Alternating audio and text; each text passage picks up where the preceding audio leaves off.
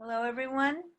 My name is Janis Plotkin, and I'm here with Rafael at Home, which is a screening opportunity for all of us during these extraordinary times of the pandemic. My role with the Mill Valley Film Festival introduced me to the wonderful theater of in San Rafael, the Rafael Film Theater, and we're so happy that the theater is able to continue its programming. I also, by way of introduction, was the part of the founding of the first Jewish Film Festival. So that was now almost 40 years ago.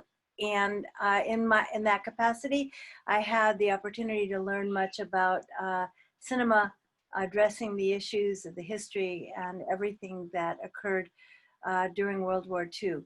Surviving Skokie for me is a profoundly well-made film telling an extraordinary story of survival, revival, and renewal. So I'm very pleased to have with us all of the important collaborators that made this film possible. We have the subject of our film, Jack Adler, the director of the film, Eli Adler, and co-director and editor Blair Gershkow, all here joining together. Just to let you know that we will be having a conversation with each other for about 20 to 30 minutes. And then you can, if as the viewing audience, I hope you've had a chance to see the film.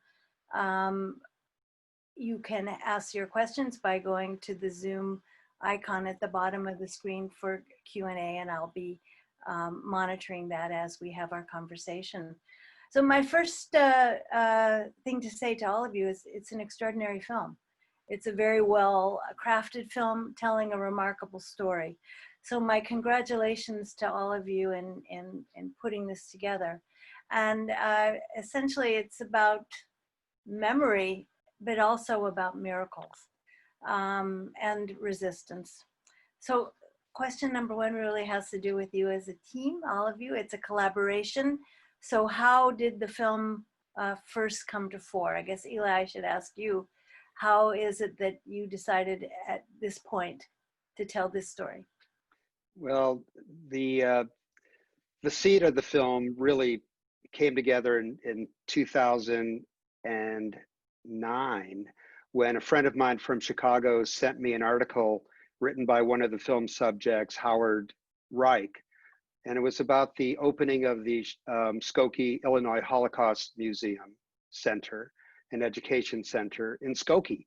And being somebody who grew up in Skokie, it was a very interesting article for me. And I've always wanted to make a film at some point. I'm known as a director of photography and work on a lot of other people's documentaries. But this film came to me in 2009. And I immediately lined up some interviews and went out to Chicago with a camera and interviewed some of the subjects who were getting old at that time. You know, this is 11 years ago, and I wanted to make sure that I captured them on film. Once I came back, I was fortunate enough to run into Blair on the street in San Rafael and said, Blair, I've got this film. I need help putting it together. Would you co-produce it with me? And the rest is history. So that's how it pretty much came together. And Blair, if you want to continue with that by saying, why is it you were interested in telling this story? Is there something for you that resonated? Well, I thought was interesting about it was, besides the great story, my wife's parents were survivors, and I was sort of involved in that family of people, and I was also, the Skokie element I thought was really interesting part of it. We had, I've seen a lot of films, Holocaust films. I've done a couple projects involving Holocaust sort of centered films, but this was something different because it was very personal, and because of the Skokie thing, it had a great backdrop to it. So from a filmmaking viewpoint, I thought it could make a really great film, and Jack was a great character. So it just sort of had everything going for it. Well, thank you for your participation as part of it. And Jack, I guess the important thing to ask you is, how did it feel for you to be able to tell your story on camera with your son holding the camera? Well, I've been speaking by now to over 1.5 million people, students, military, civic groups, church groups. I've been doing it quite a while. However, the film itself, of course, hit home when it took place in the mid-70s. And I'm very proud of my son and Blair for dedicating their time to making the film. Yeah, it was an important thing to preserve the memory and to preserve the stories, which is frightening in a way to see how history repeats itself. Unfortunately. Unfortunately. When it was reviewed, it was revealed in the film that you were part of the protests at Skokie, and I was wondering how you first encountered those actions that were done by the neo-Nazi party and by Mr. Collins. One word: disbelief. Total disbelief that it happens in the United States. Yeah. And from a son of a Holocaust survivor who initiated it all. And also, that was the crazy part of the film. For those of you, spoiler alert, if you haven't seen it, the leader of the Nazi party that was wanted to march through Skokie, it was revealed later that he was the son of a Jew. And survivor of Dachau. A survivor of Dachau. So a psychiatrist could have a field day there with that kind of, his identification with the Nazis was really frightening, a frightening result of his upbringing, I presume. Janis, to get the background of stuff, we introduced a psychiatrist that we interviewed in Chicago, who had interviewed a lot of survivors as part of his job for the government, and had a lot of stories to talk about that, about survivors and the impact of what was happening with the neo-Nazis back in the 70s and how it impacted them. And I think in the film, Eli, we brought in like Howard Reich, other people who were involved, who also had families that were involved, and they gave a great perspective. So we had sort of other ways to look at it from the psychiatrist and from others. And then the story of Eli and Jack was sort of more the personal part of the story, that you can really kind of follow the thread through the film, besides others talking about the whole big picture of what was going on and how everybody felt. And we interviewed some of Jack's friends who were in the film, and a couple other survivors involved with the Holocaust Institute. So really was we try to get a well-rounded view of the Holocaust situation in Skokie.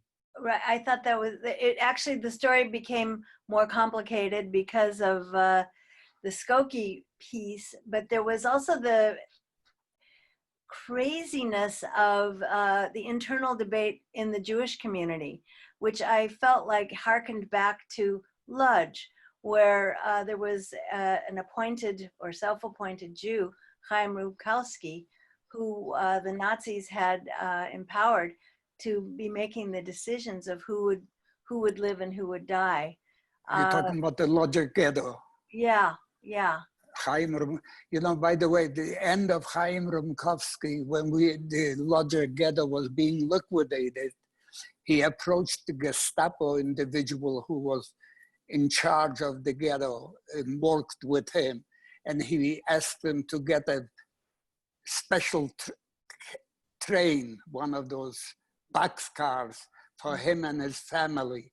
He said, sure, no problem. He drove into the railroad station, got his family into one of those boxcars. And when he was leaving, he told the guards, fill up the car. And when he arrived to Auschwitz, they walked him straight to the gas chamber. Yes, so he thought he was saving himself by taking on this responsibility of, and the Nazis it was insidious that they appointed Jews to make those decisions. It was... Well, in every ghetto, and there were quite a few, they had the head of the ghetto, a Jewish man. Yeah. Yeah. So, and then we're left with the legacy of that. I was trying to link this up with the disputes in Skokie within the Jewish community, because there was the Jewish Defense League that was willing and wanting to fight back against the Exactly. Nazis, and then there was the mainstream Jewish community that wanted to just sort of let the march happen.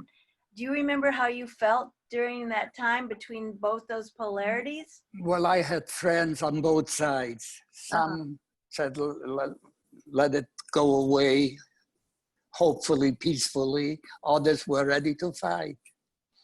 Myself, I don't believe in violence. I hoped at the time that something can be worked out where they stop the march. And eventually that's what happened.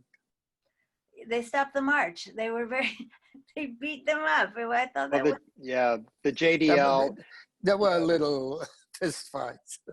Yeah, having lived through those moments in history, I was very confused by how I felt about the JDL. Now I look back and I'm so glad it's sort of like you have to stand up. I feel like violence isn't necessarily the way, but standing up is the way. Yeah. Unfortunate. Eli, so how do you remember that period then as a young boy in Skokie? Well, actually, I was actually in college when all that was happening. Yeah. Okay. So I, really followed it on the news reports and newspapers, but didn't have a strong connection until much later when I started researching it and realized, when you're in your 20s, you get a little self-absorbed, and I wasn't that involved at the time. But the more I researched it, the more I felt a connection to it. Yeah. My recollection of it, I was already a working person, was that the ACLU really took a beating for the position that they took in supporting the neo-Nazi party. And many of, as you showed in the film, many of them were Jewish themselves. Very conflicted, confusing. Yeah, they lost about half of their membership during that time. People did not agree with their decision to defend Frank Holland's rights. Yeah.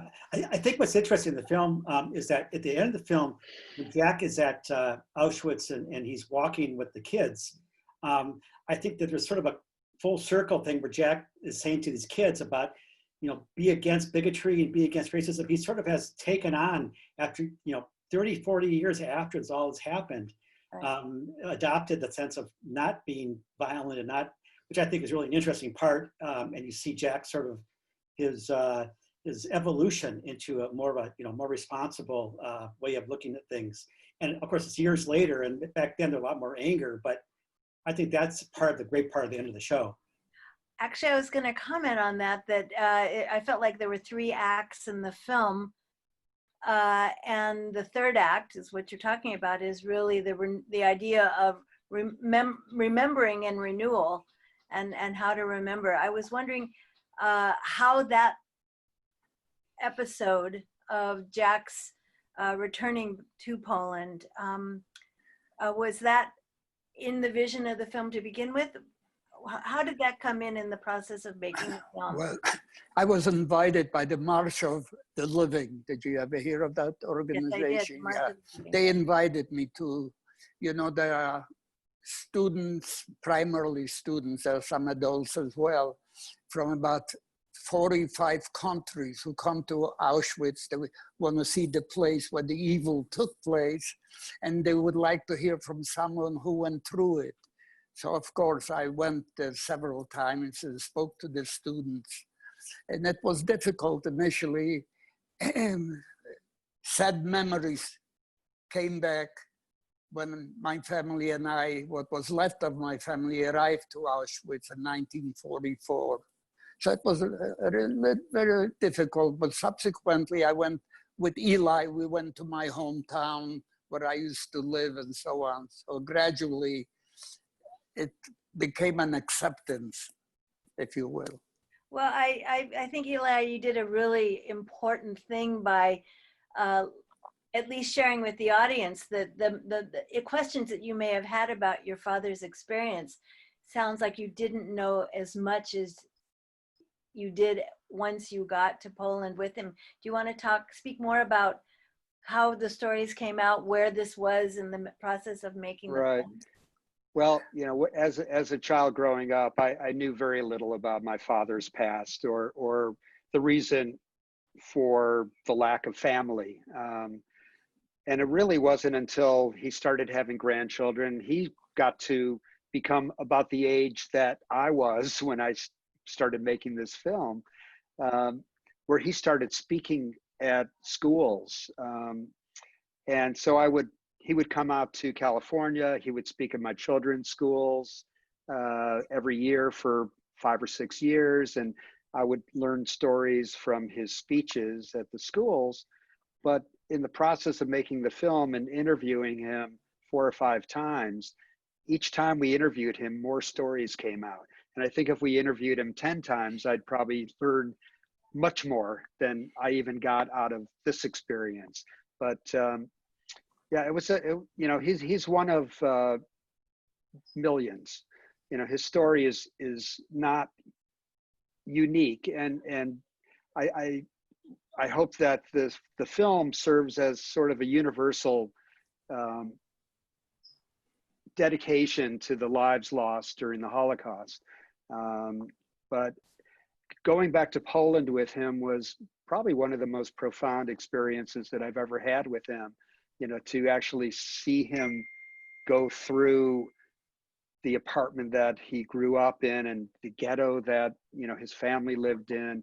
I could hear the stories, but to actually see the physical spaces that he inhabited, was very meaningful for me. What kind of happened was that Eli was invited to go to Poland with Jack. So they decided this had to be part of the film because it really wasn't in the plan. And they hired a cameraman in Poland who followed them around and shot this, and just whatever we got in terms of, of course, emotional scenes at the ghetto and in Pabianice and all that. And then when they finally get to Auschwitz, in a sense, gave us a great ending of the film and a way of sort of coming together, and the two of them, the protagonists coming together to create this great moment that we never would have had if Eli had not been able to go with Jack on this trip. And Eli was very natural and very comfortable. So with the camera, so it worked out really, really well. So that was while you were making the film, this opportunity came up. Yeah, this was in 2012. We started making the film in 2009. So we were 3 years into the process of making this film. And then the opportunity to join my dad in Poland came up. And Blair, bless you, convinced me that at that point I should become a subject of the film as well, even though I feel much more comfortable being behind the camera. So we did hire a crew in Pabianice, and I'm so glad we did.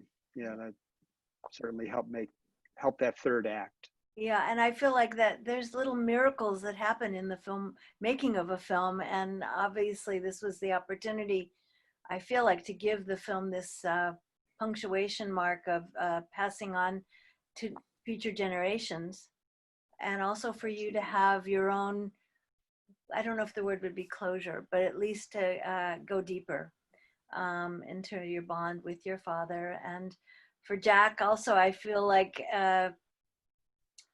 to me, it was like if you couldn't remember before, it seems like seeing your hometown was able to loosen up the most definitely deep in your head. Was that uncomfortable for you to be able to share that on camera? I didn't know what to expect. Of course, it brought back many happy memories, but of course, many sad memories. So it was a combination of both. And I didn't know what to expect, how to reach out to my son and outline exactly what happened, where we lived, and how we were taken out of the city and so on. Yeah. Well, I think what works so well too, Janis, is the fact that Jack was such a great, like I said before, a great character in the sense because, and the audience could kind of identify with Eli on some level, as he reacted with Jack. And so the experience of seeing the Holocaust and the experiences that Jack went through, and then Eli living through, I mean, I think the audience just saw themselves, always put themselves in that place of, of being of the son, who's the father, who's been through something that they can kind of like live through with them. Right. I think that's a big part of what that was about. And the idea of Skokie also gave us so much sort of background, and the background of the fact that, that there, of these neo-Nazis and the Holocaust survivors, it just was so many different things that were and how it relates to today, of course, is because of the whole racial issues that, as I said in the film, they didn't like, Negroes or whatever they want to call them, so they just hate the Jews too. They're next. And that's sort of how it was working back then in Chicago. So that was a big part of the film too, to show the fact that it wasn't just the Jews and survivors. It was also, Black people and had been in Chicago, been victims for many years. People who are different. Right. Jack, there was an emotional moment as an audience member when you were in the area of the ghetto, and I guess there was buildings that had been built, and you came across a neighbor who came to talk to you, who didn't really want to address what had happened there. I was wondering if that particular scene had resonance for you. Yeah, well, he was the husband of a family who lived in my grandfather's apartment. They invited us in, and they made tea. They were very nice to us. And he came downstairs, and then I followed him, and I pointed out different buildings. I remember coming up, and there was my grandfather owned that property, the building, and there was a big garden he had in the back that was sold. So it was not the same property as I remembered it, of course. Mm-hmm. And I pointed it out to him.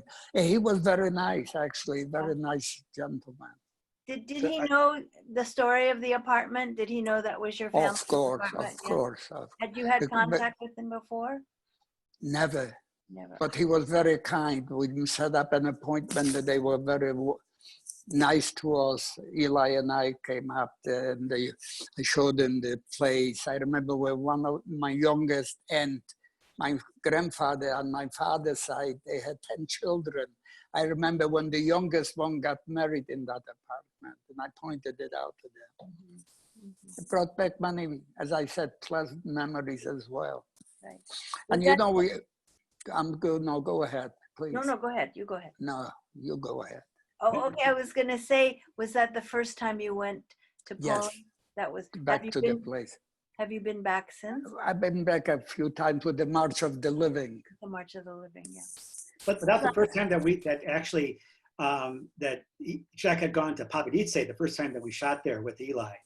So he'd never been back to his town that he had grown up in. So, and he'd been to Auschwitz with then going to the town really was sort of the moment we could trigger a lot of the emotional stuff.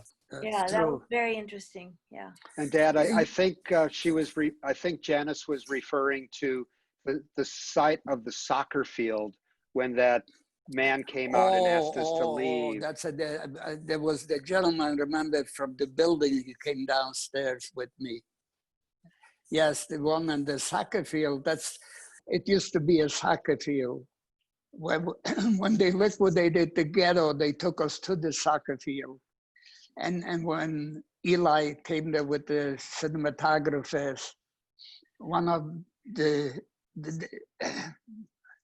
tenants of one of the buildings, I would say, came towards us. He was sort of a little angry. What are you doing here? Yes. Yeah. It brought back Yeah. I was wondering if you had any that's other, different. that was, both stories are really important because you have how would you say, you have the family that welcomed you, and then you had the neighbor who was suspicious. Exactly. What are you doing here? Yeah. Well, I think also in that part, I think that the guy I mean, you go back there, I think there's a certain amount of ambivalence that the Polish have about it, and I think that seeing somebody out there shooting out there, and maybe the guy knew what was going on, but he came out wondering, Oh, he definitely knew what went on there. Definitely. He was old enough, of course. very defensive about it, Yeah. and Eli reacted to it. So it was actually a great moment for the film because it was just so natural, so real. That's right. That's right. Actually, Poland has created these laws now that it's against the law to blame the Poles for the Holocaust. It's No, to call Polish, like Auschwitz, to call it a Polish concentration camp. right, right. Well, look what's going on in the world today. I think we have more anti-Semitism than we had during the time of Adolf Hitler when he came to power, That's unfortunately. that's a And very, we talk about what happened, which is wonderful to educate the people, and I do it a lot. However, what can we do to stop it? That's very important. We have a United Nations with about 194 member nations. To be a member nation in good standing, part of it, they should instruct the member nation, you will not allow the spread of hatred towards any group of people in your country. If you do, you'll be expelled and boycotted by all member nations, politically and economically. Why don't we do that? why don't we? United Nations. United for what? Yeah. I'm wondering, maybe we should take some questions from our audience. I'll be happy to. Yeah, let me see if there's any questions here. From Leah Steinberg, there's a comment about the flyers that were put on the cars in Skokie during the neo-Nazi efforts to march.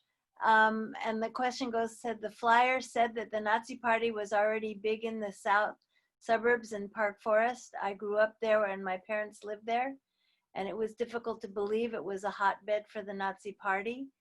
There were a lot of Jews and a couple synagogues in Park Forest. Did you know anything about this?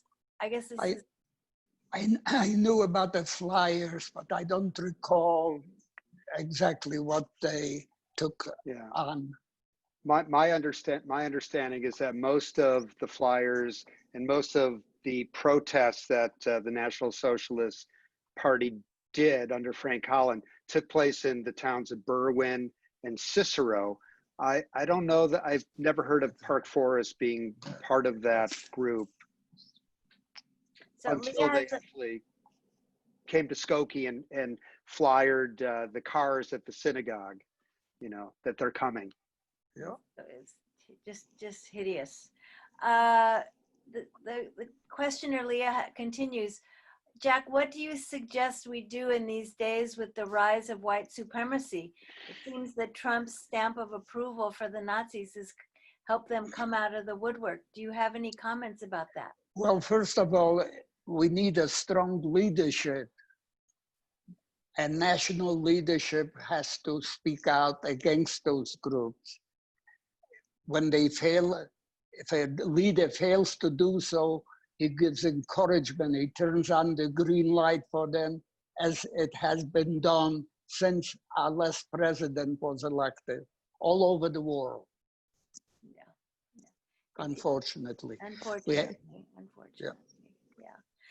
Blair and Eli, do you have any comments about this? Because it's, this week has been a horrible week of painful sadness around racism in our country and people responding to the violent actions of our police. Yeah. Any statement or comment about that? Yeah, I just wanted to say that, it's horrible what's going on right now. And just like in the beginning of the film, the Elie Wiesel quote still resonates today, I think. There are times when we are powerless to prevent injustice, but there must never be a time when we fail to protest. And a lot of that protest is happening today. Sadly, there's a smaller, more negative element that's infiltrated the more peaceful protests, giving everyone a bad name. And, you know, we need to speak up and speak out. And whenever we see injustice, in my opinion, and if more of that had occurred in the 40s in Europe, maybe, you know, the Holocaust wouldn't have killed 6 million Jews and so many others. Yeah, Well, I'm sorry, Blair, go ahead. Go ahead, Jack. You know, when the Jewish people were being slaughtered during the Holocaust, the world, with some minor exception, was sick, SIC, silent, indifferent, complacent. And it included the United States, I'm sorry to say, at the time. Like the St. Louis came to the United States, to Florida. They begged them, they had 1,000 German Jews who were lucky enough to escape the Nazis, and Roosevelt would not give them permission to enter. And they could have bombed Auschwitz and Birkenau, saved millions of lives in 1944, and they refused to do so. So just the train tracks, yeah. I think there's also a connection between the film, our film, Skokie, because of the fact that, as I mentioned earlier, that before there was a lot of racism and then it became anti-Semitism. Similarly, I think today it seems that it's really important for Jews to support what's going on to African Americans and what's happening to them. I think that's really crucial. horrible. And, you know, and it's like very, very important because there's this connection that will always be there, I think, between Jews and, you know, and African Americans. I think this is one way to really cement that and to understand and to support them. When you have a leader, Blair, when you have a leader, when he ran for office, he said the Nazis are nice people. Yeah. This gave the green light for all the Nazis and other hate mongers to do their thing.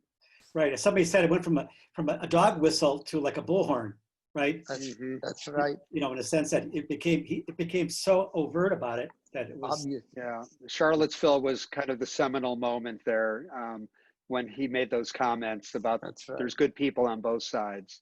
Right, Yeah. and what's sadly what's happening is that every time something like this happens, we seem to find out about it. I mean, we either get a call or somebody that they want to show our program because there's always a connection between Charlottesville and those kind of things and Skokie, you know, because that's the first place there was some confrontation. And you mentioned before the JDL, and you know, there are people who became active and involved and fought against this. I think Eli found these guys in Chicago who were just great for the show because Buzz and Bob. Yeah, they stood up, and you know, I think that's sort of what you need to do, unfortunately. I was thinking about the notion of, is there still a coalition? There were in the 60s during the civil rights movement, a coalition between Blacks and Jews and other religious communities for the betterment of society. When I was thinking of the violence that's occurring all across the country right now, you know, what are the coalitions trying to move forward to make our society and our communities and our towns more equitable for all? And I don't know if I have the answer to that. Well, the only thing is, I think, Janice, I think that both Jews and Blacks have become much more ingrained in the political system. So we had the Jewish mayor of Minneapolis who was very sympathetic to what happened to to Charles Floyd, or Charles Floyd. So I think that's a big part of it. I think, and the Black mayor from St. Paul. So there's more Black mayors who have spoken up the last few days have been great. I think they're so articulate and so great at describing what the issues are. And I think it's really hard. You know, I think that's a big difference from back in those days when it was, I don't know, who was the mayor of Chicago back then? Eli, Jack, I don't remember who it even was. Was it Daley? You know? The 70s? Dick Daley. Richard Daley, yeah, I think it was Daley. Yeah. I have a question here from David Levine. It's a comment and a question. I'm going to read it. In 1961, my parents and I visited Dachau. I remember my dad saying as we were driving up, they knew. They had to know. How could they not know? I've never been to Auschwitz. Is it the same? Would everyone in the vicinity at the time know that this was a place of great evil? and in your own hometown, would everyone would have known, Jack, what was taking place in the soccer field? Well, the adults knew. I was only 10 years old when it started. So of course my parents wouldn't share this evil upcoming with us. But people knew about it. Don't forget that a year prior to the invasion of Poland, which was September 1939, they had in Germany the, the night of broken glass. So people knew more or less what is going on, what to expect, more or less. And as far as Auschwitz goes, you know, it was, the camp is in the middle of a town, and every day, every hour, black smoke is coming out of these crematoria. How could they have not? Everybody knew. Of course they knew. They had to know. In Dachau, we marched to and from work out of Dachau, in the city of Dachau.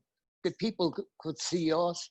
The Hitler Youth used to confront us, spitting at us, throwing rocks at us. Of course they knew what went on.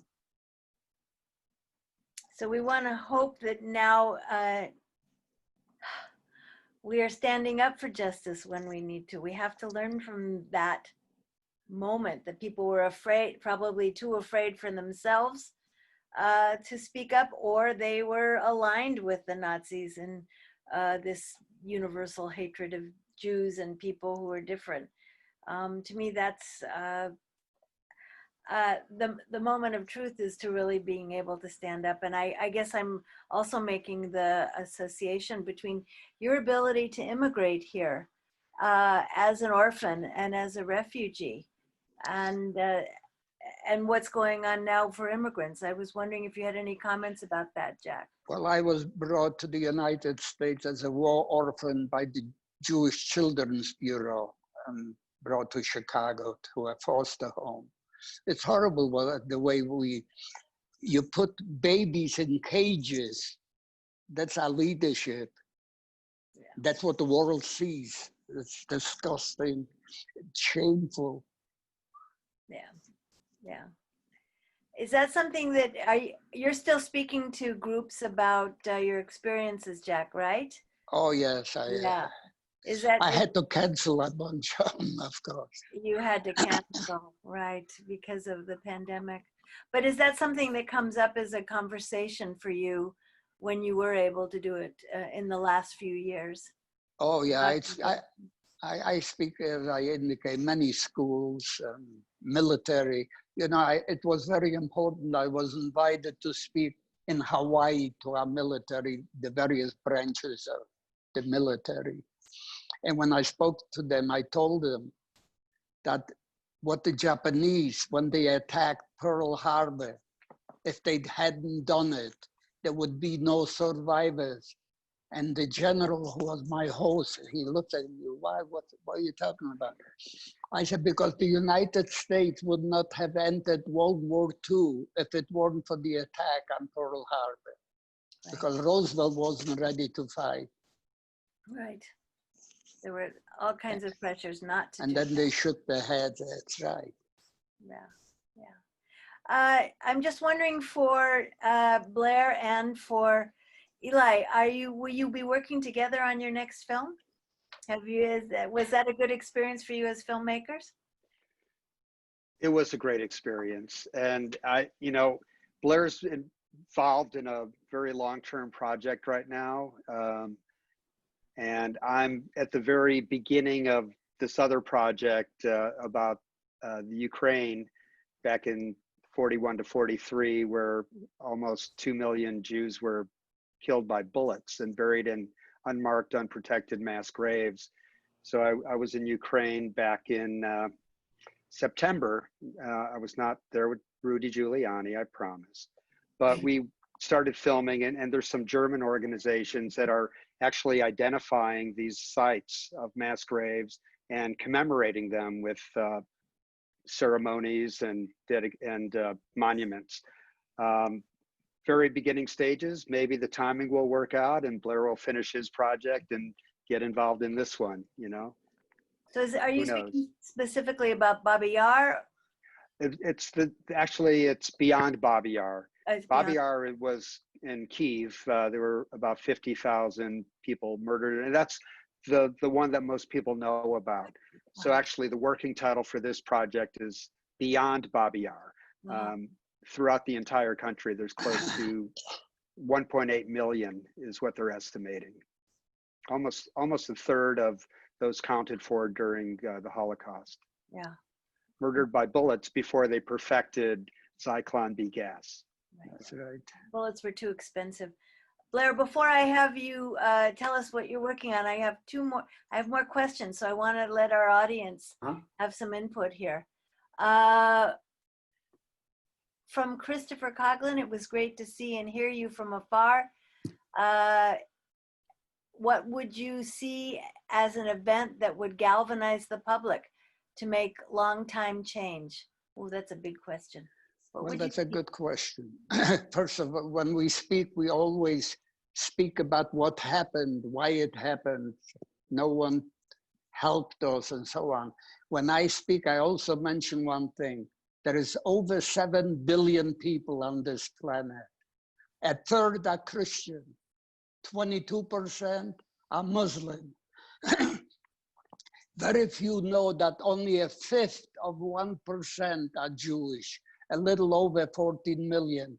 And what I tell them is that a fifth of 1% are the recipients of over 22% of Nobel Prizes. And I tell them also that some of those anti-Semites or their loved ones would be crippled today with polio if it weren't for Jewish Dr. Jonas Salk, who discovered the anti-polio vaccine and refused to patent it so that everyone on this planet has access to it, saving millions of lives annually. They don't talk about the accomplishments of the Jewish people except the lies, the anti-Semitic propaganda. Right. You see, Jack's a good PR person for our people here. Yeah. Yeah. I mean, part of, I think, for Chris, to respond to Chris, I think it's in a sense that I'm sort of learning from what I'm doing now. My project is the fact that it's important to remember the past, not just about Jewish people or not, but in all angles. I mean, there are so many different philosophies and things from the past that have been tried that don't work or do work.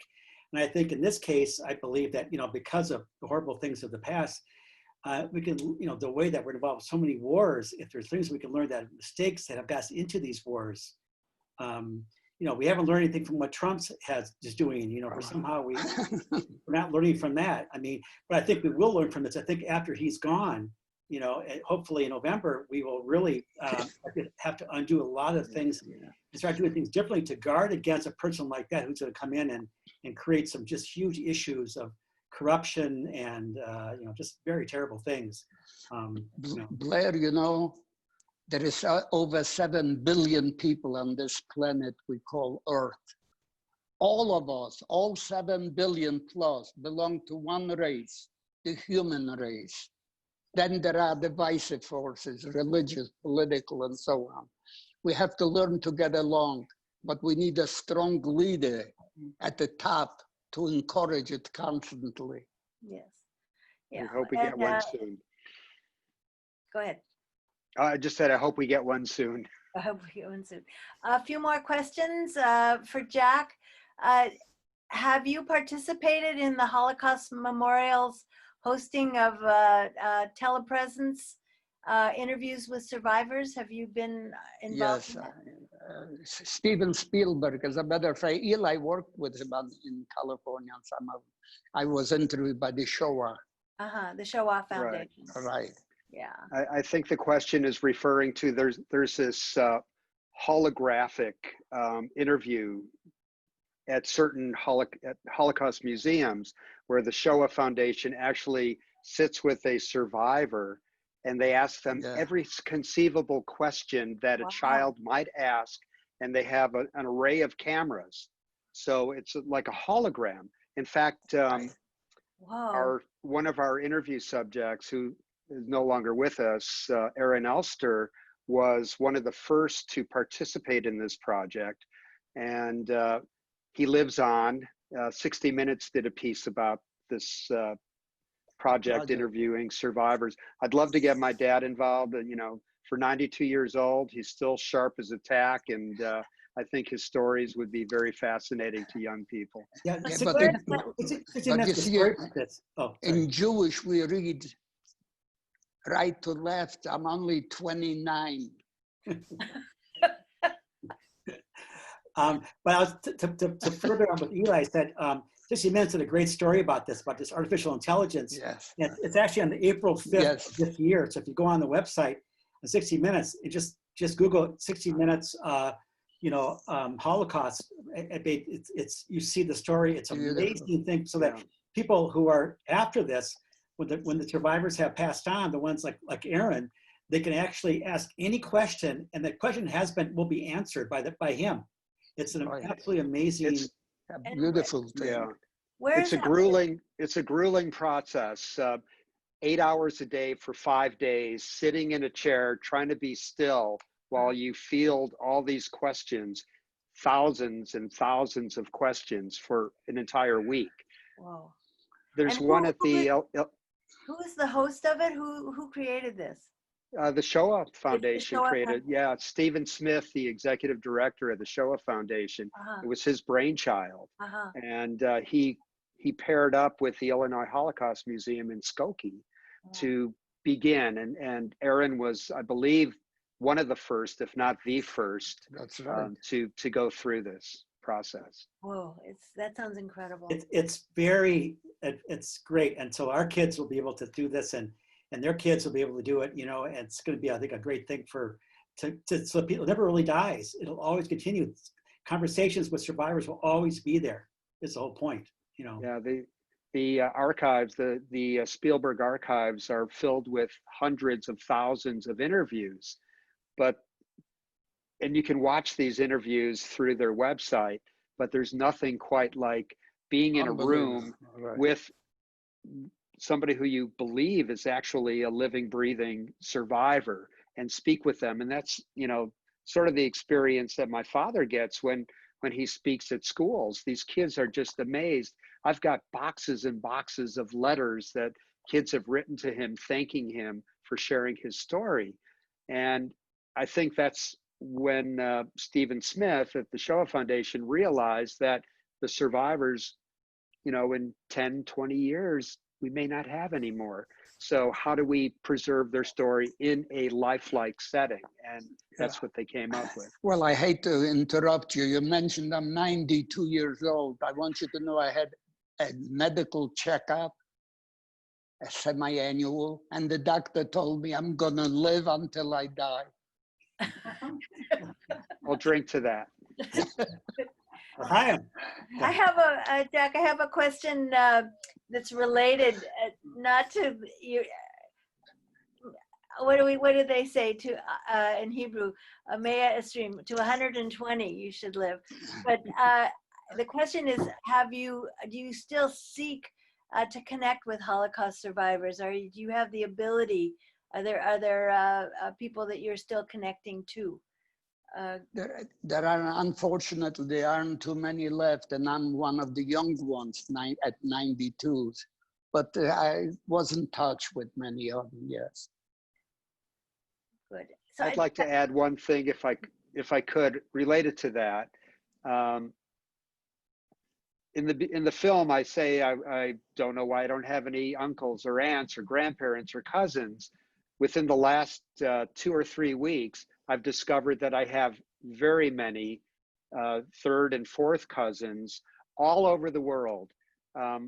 My father's Miriam and Ari dad, they're your first cousin or second cousin? Second cousin. So your second cousin had a child, Ben Adler, who lives in Israel. He's a lawyer, and he started building the Adler family tree from Pavyanica, from the 10 children that your great-grandfather had, all their children.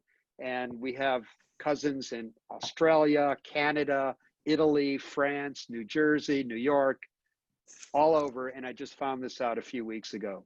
So if Ben Adler is watching, thank you for doing all that wonderful work and making me feel like I actually have a family. Oh my. That's amazing. That's amazing. Yeah. Blair, we were going to ask you about your future projects. Well, I'm really an editor by trade, so I edit for a lot of different directors, and I'm doing a series called Saving the City about American cities, and it's about the history of cities and where we're going. And of course, this current thing does have it's sort of changing a little bit what we're trying to do here, because it's so important. So that's sort of what I do. I mean, I do a lot of different kinds of projects for music or this kind of thing, and war and whatnot. I'm lucky to do interesting things, And you've been very successful at it. So Yeah, I'm a lucky guy. Yeah. yeah, and also I felt like it was a really beautifully edited film. Thank you. Thank you. And the structure Absolutely. was the three. I saw the 3 acts. I mean, I thought it was really, really well told to both of you. And Jack, you're a compelling, important voice for all of us, not just for your own story, but for our stories in the future. So I hope you are able in the future to continue to do your work as we come out of this health disaster, I hope, so that you can continue live and in person. There was one more comment here, and then if there aren't any more questions, unless any of you have, I'll give you one more chance to say something. Leah Steinberg says, "Thank you for making this movie, and thank you so much, Jack, for your courage and for how full of life you are." Oh, thank you. Yeah. You know Anyone? what? Because once you are dead, life is not worth living. That's for sure. Yeah. Any final comments from Eli or Blair on? Well, let me say one thing, that there are some really good Holocaust sort of related films out there that have to do with survivors, and because their time is short with survivors, right? I mean, like Jack said before, the only ones who still around are ones who were kids when they were younger, and their experiences were very different, oftentimes than those who were adults during the war were maybe 20 years old, and they're pretty much gone. So some great films that I think I encourage people to go and see, that are really interesting films because they're real life. They're from bottom up. They're from real people talking about things as opposed to somebody else telling us what they're thinking. So I encourage people to see those films. Yeah. Okay. Stories are still being told. Right. For those who were departed, and for those who survived, we are blessed by having those stories recorded, and I feel like every one of them it's a whole world. Eli. I think we've, tackled most everything that was on my mind. I find it remarkable that 5 years after we finished making this film, that there's still an interest in it and it's still relevant. And, when I'll never forget, actually, we screened at the Silicon Valley Jewish Film Festival on election night, 2016. And when the lights went out, people were feeling very positive that Hillary was going to win. And 64 minutes later, the lights went on. And the lights came on people's cell phones as they looked at the results. And all of a sudden, there was this really depressing atmosphere. And it wasn't from the film, it was from the way the results were looking. 5 years later, there's still relevance to this film. And I'm very proud to have been part of it, and I'm proud of my dad that we're able to share it, and Blair for putting it together as beautifully as you did.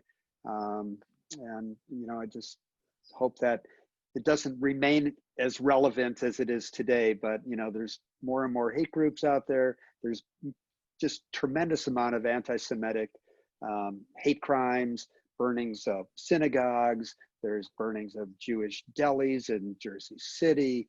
There's, kids are afraid to wear yarmulkes and Stars of David at universities.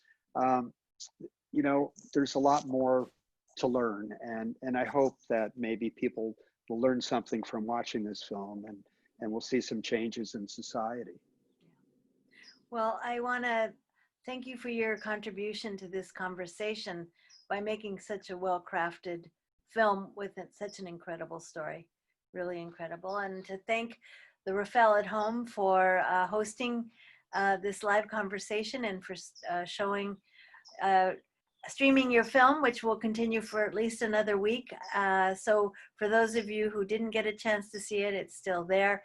And also to share with everyone you know to see it, because we got time, right? And